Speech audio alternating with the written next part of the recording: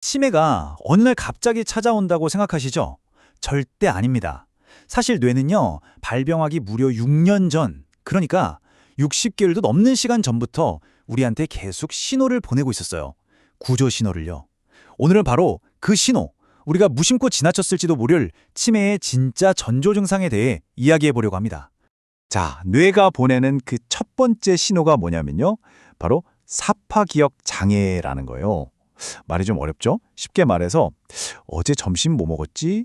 주말에 친구 만나서 무슨 얘기했더라? 이런 나한테 일어났던 소소한 일상, 에피소드 같은 기억들이 가물가물해지는 겁니다. 바로 이런 아주 미묘한 신호들이 치매가 오기 한참 전부터 나타나기 시작한다는 거죠. 보세요. 우리나라 65세 이상 어르신들 10분 중에 1분이 치매를 앓고 계시다고 합니다. 정말 남의 얘기가 아니잖아요. 우리 부모님, 그리고 언젠가는 우리 자신의 이야기가 될 수도 있으니까요. 그래서 이런 조용한 신호들을 알아차리는 게 정말 중요합니다. 자, 그럼 제일 궁금한 게 이거죠. 나도 맨날 깜빡깜빡 하는데 이거 그냥 나이 들어서 그런 건지 아니면 혹시 병의 신호인지 그 결정적인 차이가 대체 뭘까요? 핵심은 딱 하나, 바로 힌트입니다. 보세요. 건망증은 내가 차키를 어디 뒀더라? 하다가 맞다. 외투주머니 하고 힌트를 얻거나 곰곰이 생각하면 기억이 나요.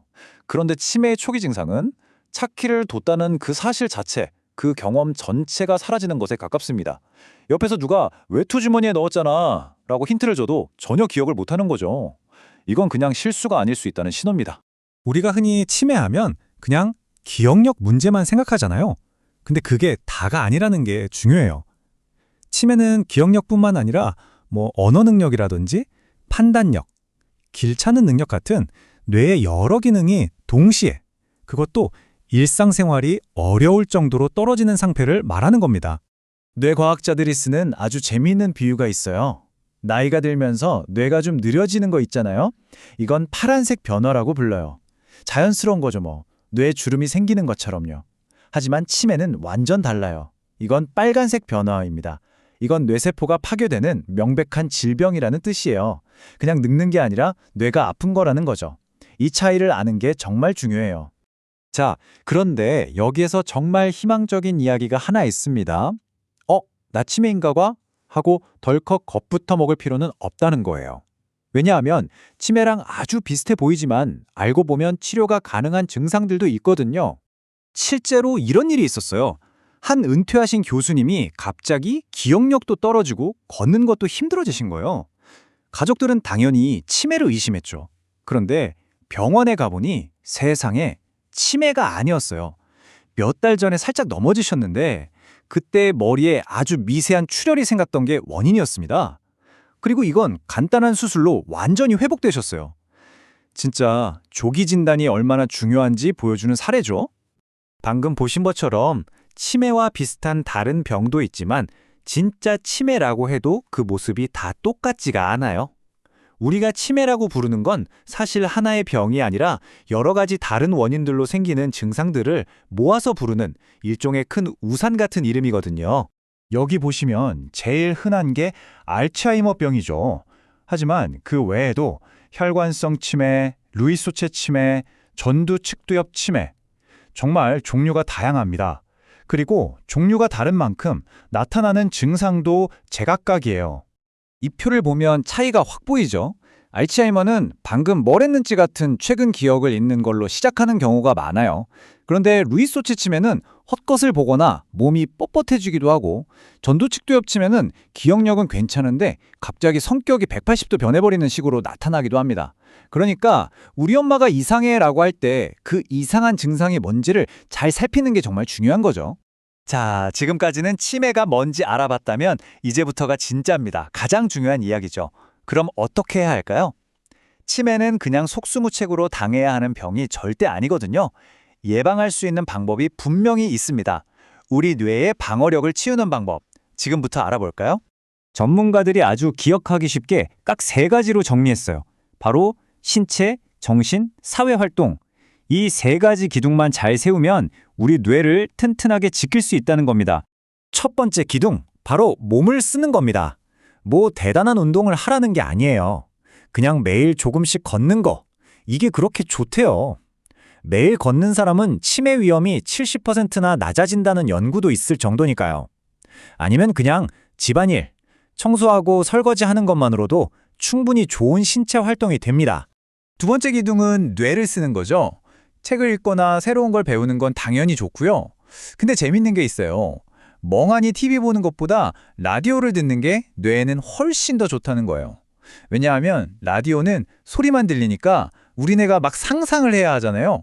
그 아나운서는 어떻게 생겼을까? 저 사연의 주인공은 지금 어떤 표정일까? 이렇게 뇌를 적극적으로 쓰게 만드니까요. 자, 그리고 마지막 세 번째 기둥, 사회활동입니다. 이게 정말 효과가 엄청납니다.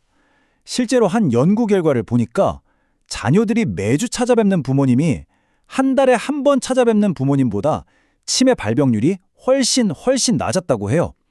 사람 만나고 이야기하는 것, 이게 정말 최고의 뇌의 영양제인 셈이죠.